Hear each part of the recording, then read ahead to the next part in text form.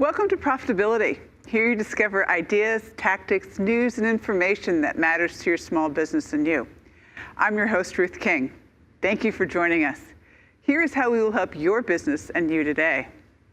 Did you ever watch a colleague make a stupid mistake and be thankful that you learned from that stupid mistake? This week, I will give you 10 stupid cash mistakes that you should never make. And once you see why, I know that you will never make them. Mistake number 2, it's not the sale that counts, it's the collection for that sale that counts. All right, this goes back to mistake number 1. It really and truly, if you're in a situation where you have phenomenal sales, no collections, and you're out of business. It really happens that way because you've got to absolutely collect for what you sell. I had a guy, you can have $1 million in sales.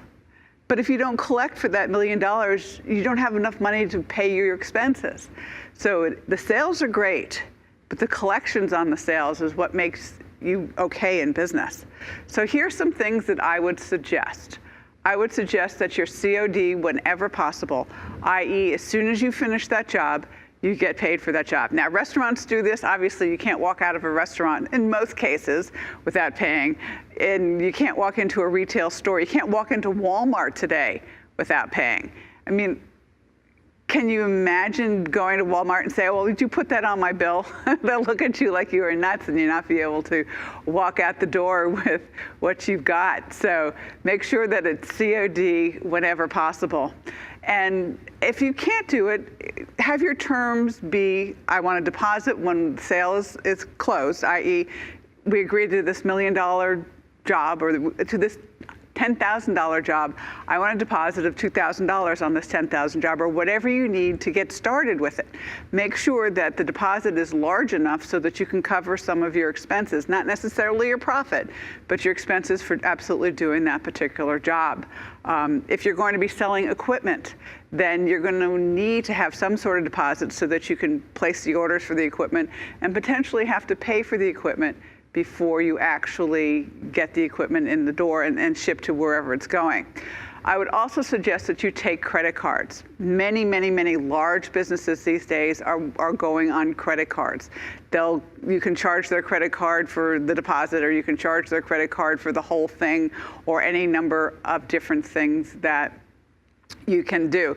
It's a lot easier for you to take a credit card and make sure, if it's large numbers like 10, 15, 20, 25,000, that you actually get, there's a form that the customer you're charging fills out and giving you authorization to charge their credit card for that $10,000 or that $20,000. Until you have a history with that particular company, it's much better to get this form. Otherwise, you're likely to be dinged by your credit card company saying, well, we're not going to put that money in your checking account because we don't know whether this is a real legitimate charge, i.e., $10,000 is a lot of money to put on a credit card in some cases. But once you've got that particular one done and you're doing business with them every month for that particular amount, then the credit card companies know that it's real, and as a result of it being real, they're not going to likely hold your funds for a period of time. I've had situations where funds got held for a week or 2 weeks simply because they needed to verify that, yes, that charge was legitimate. And think about it. You're in a situation these days where there's so much fraudulent credit card information out there that they have to be very careful, especially with large numbers, that the credit card is absolutely legitimate and the charge is legitimate. And so if you want to avoid not getting your money within a couple of days, then make sure that whomever you're dealing with fills out a credit card authorization charge for X number of dollars, and then it will go right through. Most credit card companies have that.